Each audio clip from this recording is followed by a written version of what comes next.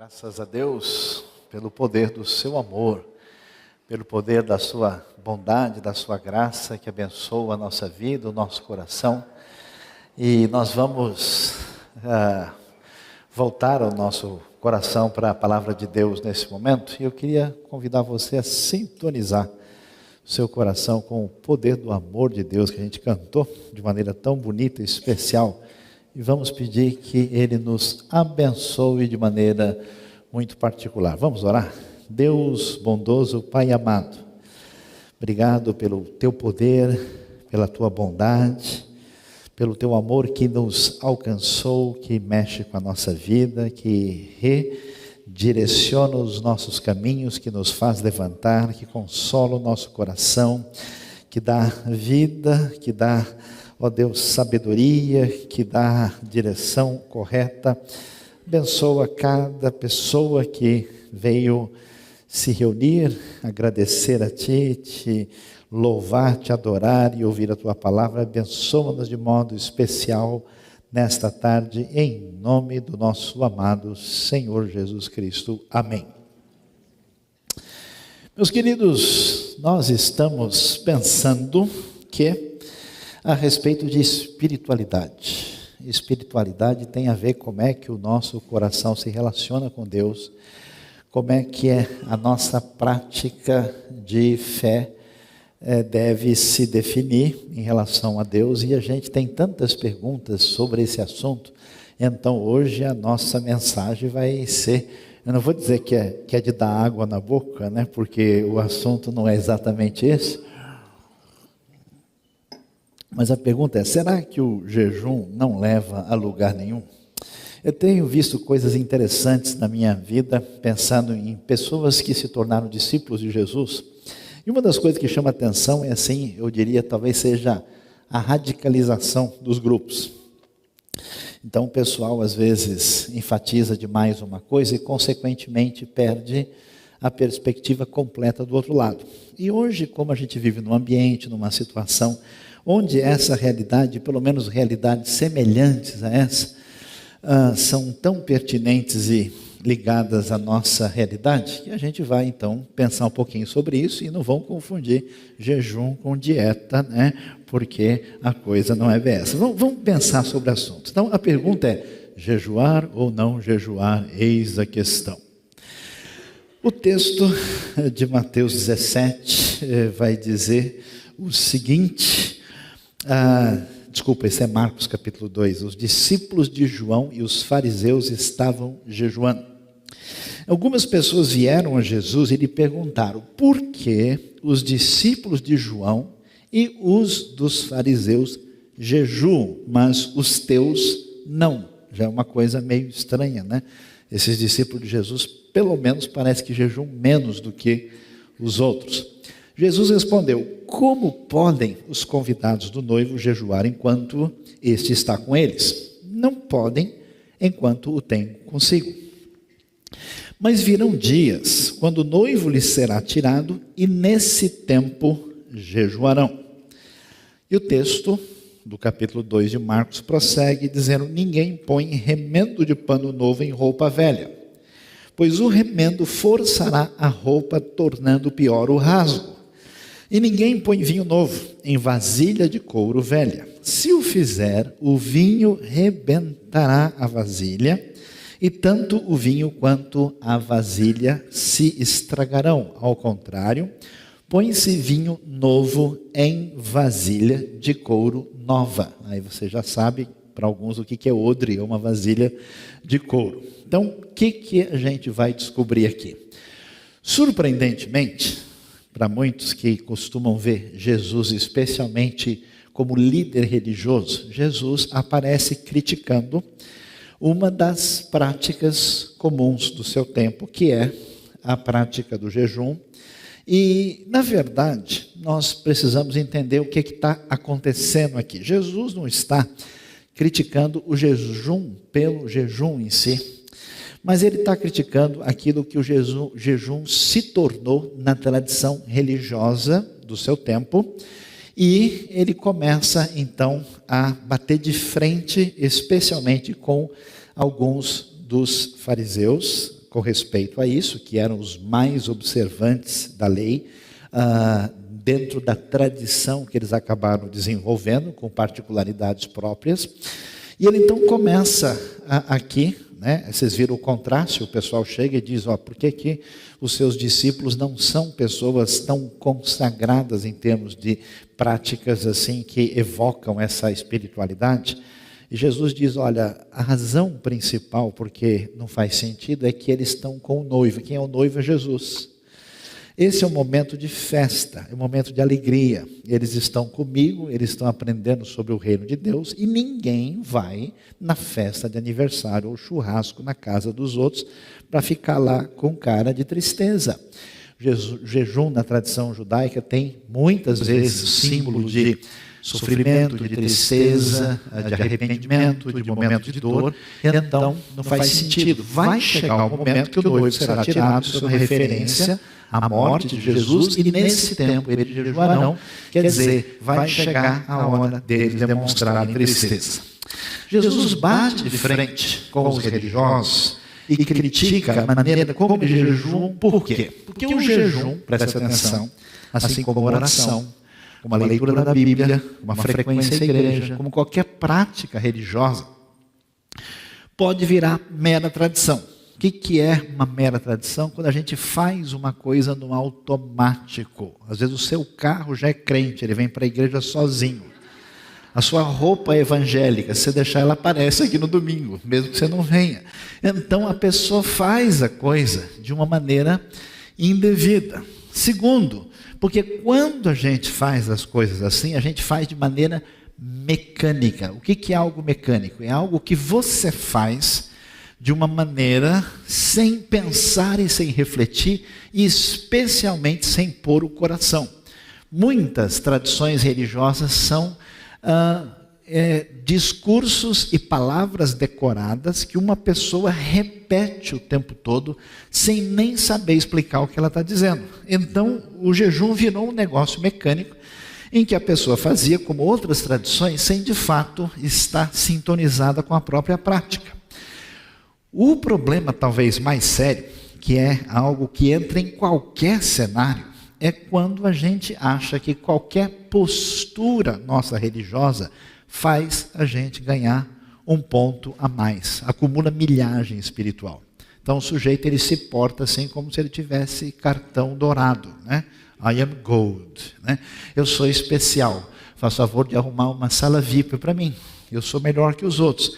Então nesse sentido, as pessoas que fazem, ou pelo menos pensam que fazem, certas coisas que têm essa aparência de pedigree espiritual, elas agem de uma maneira orgulhosa, julgam as pessoas, fazem separação, não se aproximam de quem está na segunda divisão espiritual, tem uma postura explicitamente discriminatória. Outra dificuldade é que muitas pessoas que praticam diversas rituais ou disciplinas espirituais, essas pessoas agem de uma maneira a buscar mérito. O que quer dizer isso? Que o relacionamento com Deus não é um relacionamento do jeito que a Bíblia ensina. A pessoa faz uma situação de relacionamento com Deus baseado num pagamento. Ele resolve acertar com Deus em 3 vezes sem juros no cartão. A gente faz dízimo 7%, com cartão com desconto. Então a pessoa vai lá e começa a fazer as coisas porque ele diz, se eu fizer isso, Deus vai me dar aquilo. Se eu não fizer, ele vai ficar nervoso comigo, vai dar problema, por isso que o meu trabalho não está dando certo. Então tem uma cabeça de jumento enterrada aqui e eu vou fazer uma oração forte e o negócio vai resolver. A pessoa usa esse tipo de coisa dizendo, se eu me fizer sofrer, quem sabe Deus fica com dó, dá um ponto a mais para mim e eu subo na minha classificação. Completamente equivocado. Outras pessoas faziam isso por mero formalismo, muito parecido com o elemento mecânico, mas são pessoas que seguem formas estereotipadas em função do contexto social. Tem gente que não tem convicção cristã pessoal particular, ele segue a multidão. Todo mundo está fazendo, então deve ser assim. Todo mundo entrou nessa rua, provavelmente por esse caminho que eu vou. Então a pessoa segue formas irrefletidas. E no caso da tradição religiosa, em confronto com Jesus, nos dias que esse rabino Messias aparece lá no contexto judaico, esses líderes estavam negando o próprio Messias. Vocês estão preocupados com isso, nem percebendo quem é. Ou seja, a religiosidade autocentrada, marcada por essa postura mecânica formalista, é a coisa que mais afasta as pessoas de Deus. Ela sai do coração, ela deixa de ser intenção, ela deixa de ser verdadeira, ela vira uma espécie de coisa repetida. Isso vale para qualquer tradição religiosa. Por isso que você precisa desenvolver o relacionamento com Deus na sua vida, pessoalmente, sem depender de um suposto estoque de espiritualidade de qualquer pessoa que esteja à sua volta. E o texto bíblico vai prosseguir em Mateus capítulo 9. Então os discípulos de João Batista chegaram perto de Jesus e perguntaram: por que é que nós e os fariseus jejuamos muitas vezes, mas os seus discípulos não jejuam? Jesus respondeu: vocês acham que os convidados de um casamento podem estar tristes enquanto o noivo está com eles? A resposta explícita de Jesus: claro que não, mas chegará o tempo em que o noivo será tirado do meio deles, então eles jejuarão, fazendo explicitamente o sinal de que é uma referência à própria pessoa de Jesus, e não fazia sentido os discípulos estarem tristes no momento desse. Portanto, existe a ideia de que a religião, qualquer que seja ela, irrefletida, feita mais ou menos assim no automático, não é aceita. E aliás, não é novidade de Jesus. Tem gente que acha assim: Jesus dizia uma coisa, o Velho Testamento dizia outra. Jesus dizia uma coisa, Moisés e os profetas disseram outra. Não é bem assim não. Geralmente, quando Jesus diz: olha, eu estou dizendo uma coisa para vocês, mas os antigos disseram diferente, faz referência à tradição posterior e não ao que a Bíblia diz em si, na maior parte dos casos. E aqui nós vamos ver a citação de Isaías 58, verso 6, muito semelhante ao tipo de crítica que Jesus está apresentando para a tradição religiosa. Não é esse o jejum que eu quero. Eu quero que soltem aqueles que foram presos injustamente, que tirem de cima deles o peso que os faz sofrer, que ponham em liberdade os que estão sendo oprimidos, que acabem com todo tipo de escravidão. Por quê? No tempo de Isaías, num ambiente de injustiça na sociedade de Judá, enquanto o pessoal mantinha a prática de jejum, enquanto o pessoal mantinha todo esse formalismo, todo esse tipo de religiosidade externa, eles não se importavam com o sofrimento das pessoas, não se importavam com a injustiça presente. Como acontece, talvez seja uma das maiores doenças do nosso ambiente, quando a gente começa a se preocupar com elementos secundários e o nosso coração não tem mais sensibilidade para fazer diferença nesse mundo com o amor de Deus na vida das pessoas. Perdemos a relação do que é importante e o que tem realmente prioridade. Então isso não é novidade, isso já vinha do tempo mais antigo. No entanto, a coisa não é bem assim. Apesar do jejum ser mal interpretado, mal utilizado e usado de maneira equivocada para a justiça própria, a Bíblia, no seu escopo geral, não tem nenhum problema com o jejum.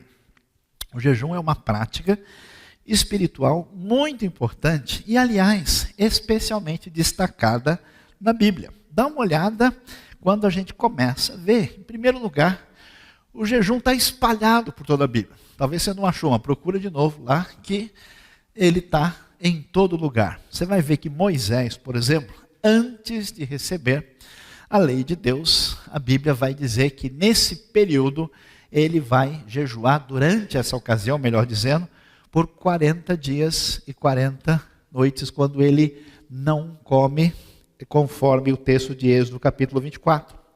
O texto de Levítico 16 vai fazer referência à data mais importante de toda a tradição judaica. O povo de Israel tinha e mantém até hoje o que é chamado de Yom Kippur. As versões antigas da Bíblia, traduzindo literalmente o texto, diz assim: naquele dia afligireis as vossas almas. O que não dá para entender, porque o sentido desse texto é: vocês farão jejum. O texto de Atos 27, 9, conta durante o período quando Paulo está saindo ali daquele momento, está chegando no momento em que ele vai ter o naufrágio em Malta, e o texto disse que havia passado o jejum, que nesse ano caiu no dia 5 de outubro do ano 59 da era cristã. É o Yom Kippur, é o dia em que se jejua para fazer uma reflexão especial sobre a vida, o dia mais importante do calendário judaico. Elias, 1 Reis 19, também passa por um longo período de jejum. Davi, no momento da recuperação do seu pecado, vai jejuar 7 dias, conforme 2 Samuel, capítulo 12. Os ninivitas, os gentios mais terríveis, que se dobram diante da mensagem de um profeta bem complicado e reconhece os seus pecados, jejum. Aliás, até os bois jejum na história de Jonas, você pode ler depois lá. Daniel, um jejum de 21 dias, numa luta espiritual muito grande. Esther, no livro de Esther, não se menciona o nome de Deus, não se fala em oração, existe um grande murmúrio barulhento por trás do silêncio de Esther, e a única referência de que alguma coisa diferente vai acontecer é o jejum proclamado. Jesus, antes do seu ministério, sendo tentado pelo diabo, vai jejuar 40 dias. Paulo, Atos 9, 9, no momento da sua conversão, jejua. E 2 Coríntios 11, 27, fala de vários momentos na sua vida quando isso acontece. E a igreja primitiva também. A igreja, quando vai iniciar as suas viagens missionárias, em Atos 13, ela inicia-se quando eles jejuam e o Espírito Santo dirige a igreja. Então, a realidade do jejum está presente em toda parte, desde o começo da história do povo de Deus até o momento quando a igreja começa a espalhar a mensagem de salvação de Cristo Jesus. Além disso, se nós somos discípulos de Jesus, ou seja, seguidores de Jesus, não são alunos de Jesus, que o aluno anota, estuda e fala: bom, isso aqui eu achei bom, gostei, isso aqui eu vou pegar para mim. Isso aqui eu acho que o professor ele deu uma viajada, não está legal.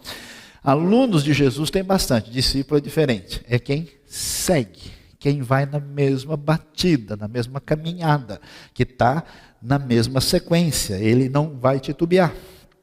Jesus, cheio do Espírito Santo, voltou do Jordão e foi levado pelo Espírito ao deserto, onde durante 40 dias foi tentado pelo diabo, não comeu nada durante esses dias e ao fim deles teve fome.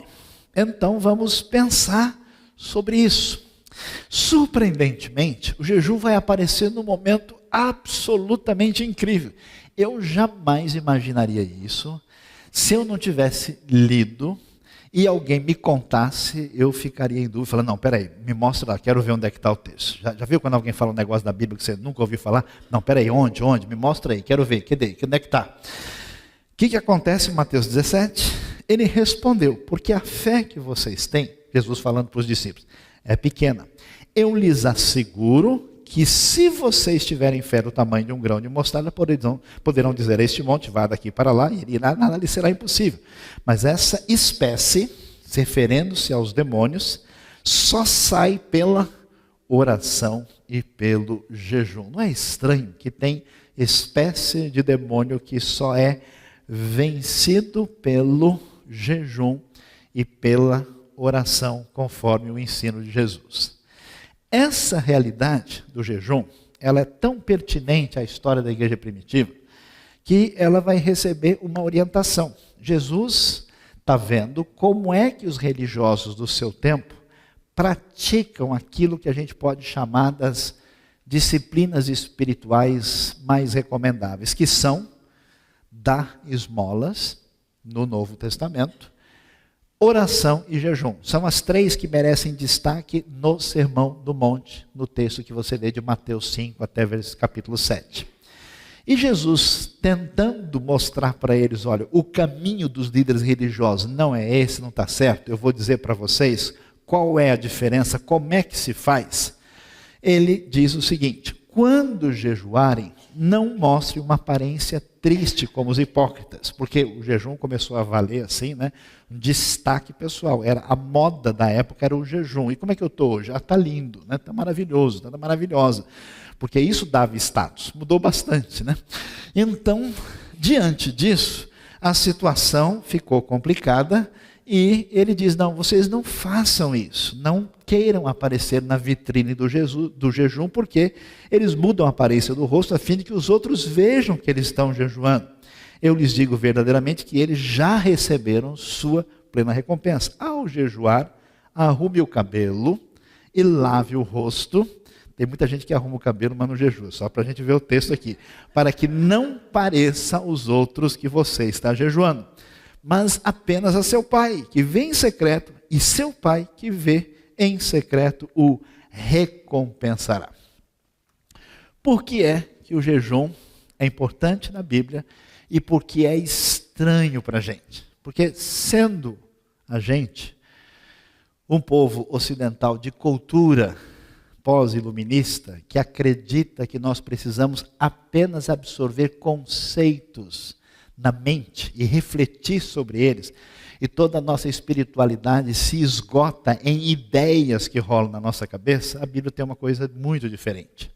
É semelhante a praticar exercício numa academia, é semelhante a fazer alguma coisa que envolve atividade prática. Quem estuda matemática, por exemplo, já foi abençoado de fazer o curso no Kumon, sabe que tem muita pouca teoria. Você tem que fazer exercício o tempo todo, porque é a prática que permite. Quem vai estudar uma língua estrangeira, não adianta ficar dando aula de teoria linguística, ele tem que abrir a boca e soltar o verbo e ficar imerso ouvindo aquilo o tempo todo. Portanto, a espiritualidade, em parte, envolve não só compreensão, mas prática de certas disciplinas. E o jejum é uma manifestação concreta dessa espiritualidade e que está presente em toda a Bíblia. Por isso ele é uma disciplina espiritual, como aparece no Sermão do Monte, juntamente com a oração, né? Você pode dizer, mas eu não vou ser mais ou menos amado por Deus se eu orar, se eu deixar de orar. Pois é, mas o Ministério da Saúde Espiritual adverte, a oração vai fazer bem para a sua vida. É importante, tem um valor. Ah, mas se eu não ler o Salmo hoje, não ler, Deus não vai deixar de me amar. Pois é, mas é bom você ler. Da mesma maneira, o jejum tem um valor. Ele não aparece como mandamento, ele não é enfatizado, ele não é uma coisa que tem uma prioridade, mas ele tem um valor muito especial. Qual é o valor especial? Quando a gente aprende um conceito racionalmente, cognitivamente é uma coisa. Quando o bicho pega, quando a gente passa por uma situação difícil, a gente aprende tão mais rápido. Eu conheço gente assim que estudou assim um assunto a vida toda, falou do amor de Deus, sim, Deus é amor, claro. Posso explicar, 4 tipos de amor, Deus é isso, Deus é ágape, ele pode dar uma aula. Acho que a aula mais profunda que eu ouvi sobre conceitos bíblicos foi de um professor sem religião na universidade. Mas quando a pessoa passa um problema real e sente o amor de Deus na sua vida, a coisa é totalmente diferente. Qual é a grande vantagem do jejum? Quando você está achando que você é alguma coisa, quando você vai crescendo a crosta de autodependência em torno de você, se achando que tudo acontece pelo teu grande poder, pela sua força, você perde a dimensão da realidade de quem você é. Quase todas as pessoas, deixadas a si mesmas, entram numa espécie de exercício de loucura, de desligamento da própria realidade. Um exercício como esse faz a gente cair na real. Puxa, como eu sou fraquinho, fiquei algumas horas sem comer, dá aquela baixada assim de glicemia, né? É difícil alguém jejuando e orgulhoso. Só depois do jejum, quando ele sai, terminei, aí ele volta tudo de novo. Mas enquanto assim ele está naquela sensação da sua fragilidade, isso tem uma possibilidade concreta de descobrir para nós a nossa própria fragilidade. E eu acho interessante porque, pensa bem, né? Os discípulos e todo mundo ficou empolgado, porque Jesus não era só um rabino que ensinava, ele tinha autoridade. E quando aquele pessoal que vivia dominado por demônios e espíritos maus, chegou lá, Jesus libertou o pessoal, e o pessoal viu, rapaz, esse homem é diferente, porque até os espíritos maus, ele manda e eles obedecem, eles saem. Que negócio! Aí o pessoal achou que eram os donos do pedaço. E Jesus vai dizer o quê? Você quer saber quando é que o poder de Deus, de fato, vai vencer o mal? Quando você sai de cena.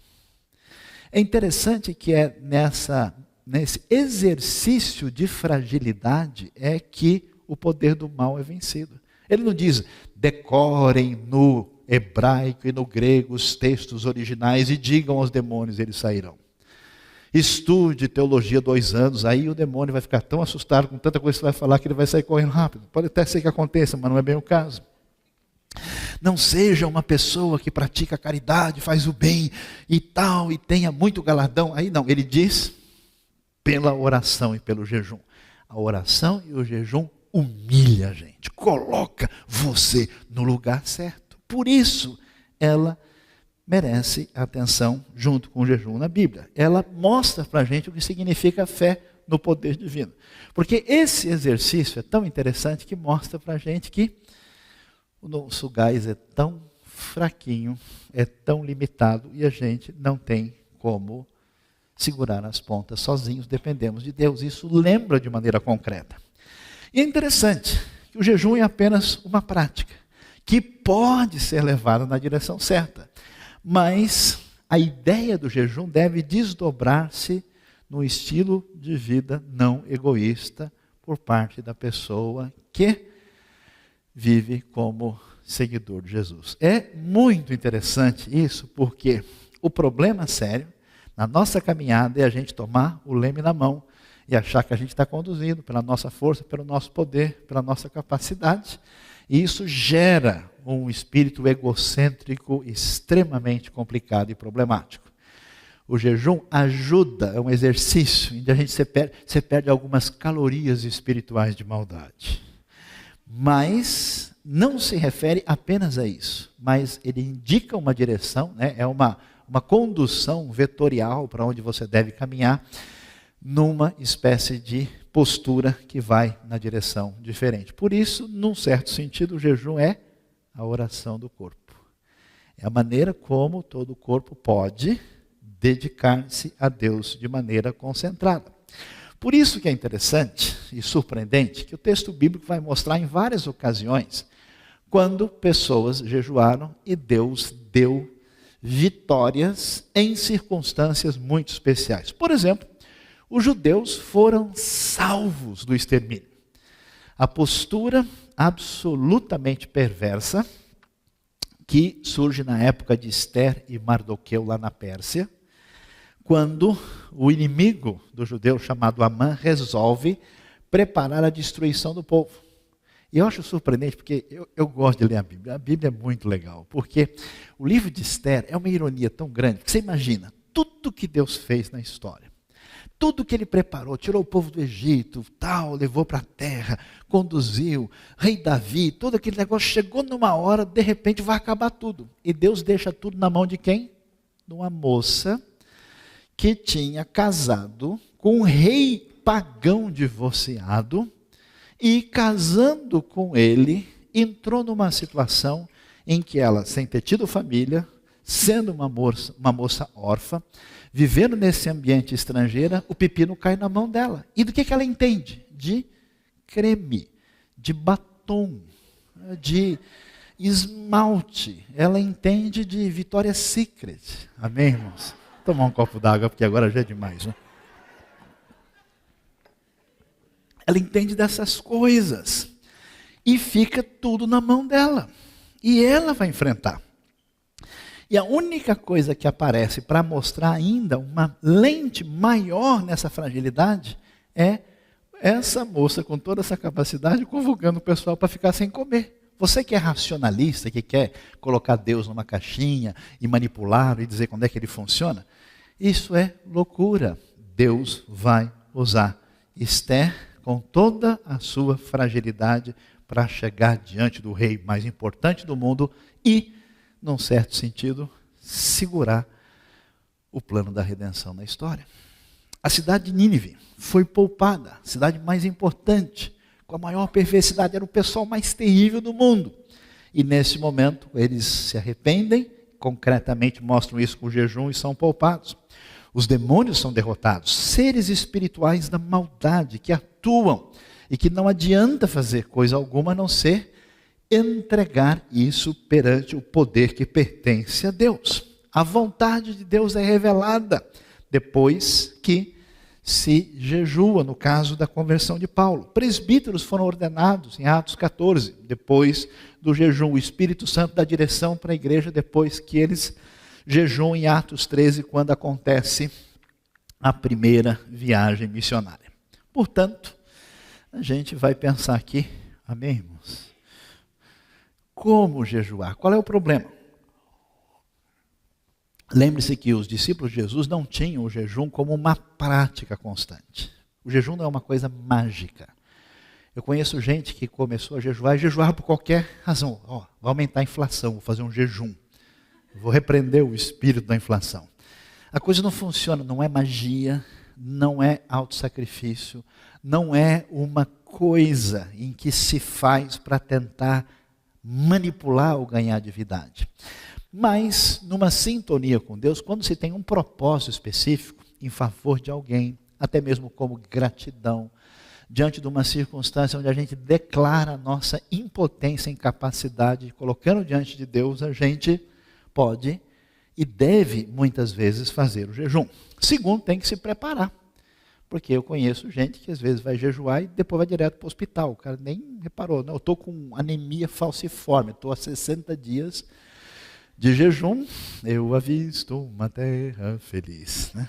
Aí a bem-aventurança completa. Não funciona assim.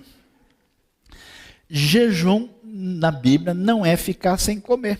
Eu conheço gente que pratica jejum e desmaia, porque ele continua trabalhando, ele carrega pedra, ele levanta muro em jejum, então ele está só sem comer. O jejum é algo que acompanha um espírito dedicado a Deus, alguém que fica em oração, em sintonia com Deus, em função dessa busca de relação com Deus, ao entregar as suas necessidades num exercício de espiritualidade. Não é simplesmente a pessoa não comer durante um tempo como se ele tivesse jejuado. E outra coisa fundamental no jejum neotestamentário, ele deve ser feito em segredo. Aí é que dá aquela coceira na língua. Amém, irmãos? Toda vez que os outros fazem coisa errada, a gente fica com coceira. Já sentiu? Não é gostoso falar mal dos outros? Amém? Acho que essa igreja é uma benção. Acho que eu vou mudar as mensagens. O pessoal não tem esses problemas. Quando tem uma pessoa que faz um negócio ruim, a gente dá aquela coceira. Assim, então, você viu fulano? E você vê que o assunto ele vai sozinho. Assim, não precisa nem que ele conduz. Né? Agora, quando alguém começa a falar mal da gente, não, veja, né, tem vários mecanismos. A gente muda de assunto rapidamente. E você viu quando é que foi o jogo? Né? Você acha que vai dar Brasil essa Copa ou não vai? Né? A gente já dá um jeito, ou muda de assunto, a gente dá aquela escapada e sai fora. Há um mecanismo perverso na gente, com facilidade, até com um mecanismo psicológico de autodefesa, para a gente não se sentir tão mal, meter a boca em todo mundo. E tentar, de uma maneira direta ou indireta, fazer publicidade de si mesmo. Oi, eu aqui, oi, eu me amo, não posso mais viver sem mim, oi. Né? E a pessoa faz isso. O processo, portanto, Jesus diz, se você acha que você fez alguma coisa boa, se você leu a Bíblia, ajudou alguém, deu uma oferta, pregou o evangelho, fez jejum, bico calado, fica na sua. Para de pôr uma panca. Deixa de querer ser importante. Segura, muda de assunto. Não fique aí tentando fazer publicidade de si mesmo. E o fundamental nesse processo todo é que jejum não tem nada a ver com mérito, como oração, como vir à igreja. Tudo só acontece pela graça de Deus. Não pense que você se machucando Deus fala, o cara é doido, ele vai fazer mais, então deixa eu ajudar ele antes que ele se mate. Não é assim. A graça de Deus é que nos permite, em certas situações, experimentar um pouco da nossa fragilidade para ver a grandiosidade do Deus que ama a gente. Eu gosto muito dessa música que a gente cantou por último. E quando falo, o teu amor me envolve, né?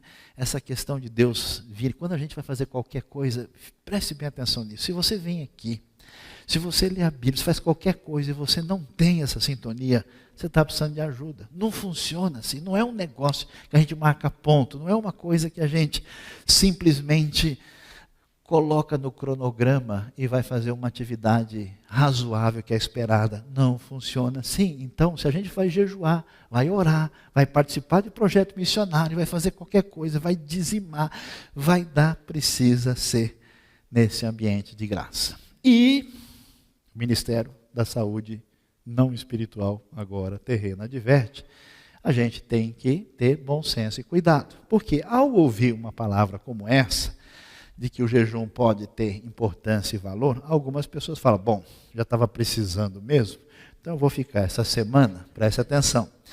Pessoas doentes não devem jejuar. Não existe uma única maneira de praticar disciplinas espirituais, a salvo sob recomendação médica. Para mulheres grávidas, crianças, é desaconselhável. Mesmo as pessoas saudáveis devem procurar orientação para que o jejum vire uma bênção e não um motivo de oração. Irmãos, vamos jejuar para aquele irmão que está jejuando, porque a coisa está complicada, né? E a gente está precisando que ele ressuscite agora em nome de Jesus. A coisa não pode ser desse jeito. Como a oração, o que a gente pode dizer? O jejum, sim, tantas vezes traz vitórias na vida da pessoa, pela maneira como Deus age fora da nossa compreensão. É como a oração. Tem sentido a oração? Semana que vem vamos falar sobre oração. Tem sentido orar? Claro que não. Você vai informar a Deus, que é onisciente, é uma grande novidade. A Deus, é mesmo? Não sabia. Como é que é? Repete para mim de novo, deixa eu ver qual é o problema, né? Lógico que não. A oração é um dos grandes mistérios da fé. Ela não se faz na dimensão do domínio da frágil racionalidade humana, não. É uma dimensão onde você é obrigado a soltar o controle, o domínio e descobrir que Deus é Deus e o Senhor é Rei. Ela traz vitórias e ela não muda Deus. Ninguém muda Deus, nada muda Deus. Mas muda a pessoa. Quando alguém tocado por Deus, pela sua graça, faz qualquer coisa que seja ler um versículo. Você já leu um versículo na carne? A gente lê um versículo e fala, esse aqui é para o fulano. Lembrei dele agora. Quando eu encontrar, vou mandar, vou pôr no Face. Quem sabe ele lê e se toca que é para ele. Agora, quando a gente lê o versículo no Espírito, dá aquela mexida dentro básica, assim, você dá aquela recomposta, Deus te dá aquele encontrão, você se ajeita e fica no lugar. E aquilo produz um coração alinhado que dá vontade de ver a vida dos outros abençoada. É muito legal. A mesma coisa com jejum, mesma coisa com oração. Muda a gente. Você é ruim, mas você não é páreo para o poder de Deus e para a sua graça. Por isso, a pergunta é, será que o jejum não leva a lugar nenhum? Dependendo do jejum, não leva mesmo. Mas o jejum pode levar você ao seu próprio lugar. Ao lugar em que você exerce concretamente a sua humildade e descobre que Deus é o Senhor e que só Ele é Rei. Diante disso, uma sugestão para a gente essa semana. Se você puder, se você tiver um momento propício, tiver possibilidades e condição, eu gostaria de convidar você essa semana a jejuar. Pode ser até meio-dia, se a sua situação não permite.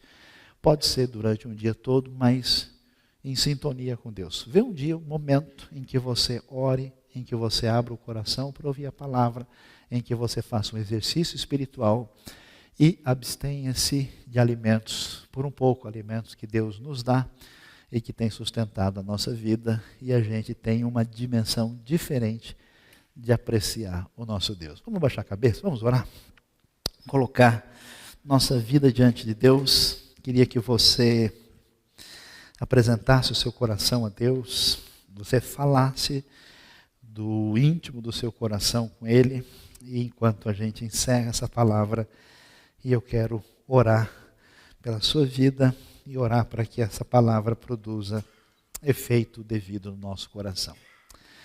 Deus bondoso, Pai amado, louvado seja o teu nome. Obrigado, Senhor, pela tua palavra, pela tua sabedoria, pelo poder que o Senhor apresenta em meio à nossa fraqueza. Obrigado pelos mistérios da tua palavra que não permite que o controle esteja na nossa mão. O Senhor sabe da vida de cada um. Nós queremos apresentar, ó Deus, dificuldades, problemas, lutas, coisas que a gente pode dizer que o nosso poder acabou. Mesmo sem estar fisicamente jejuando agora, a gente quer entregar as nossas batalhas, lutas nas tuas mãos e pedir que o Senhor especialmente nos abençoe espiritualmente nessa tarde. Te louvamos, te agradecemos, te adoramos, em nome de Jesus. Amém. Que Deus abençoe o nosso coração.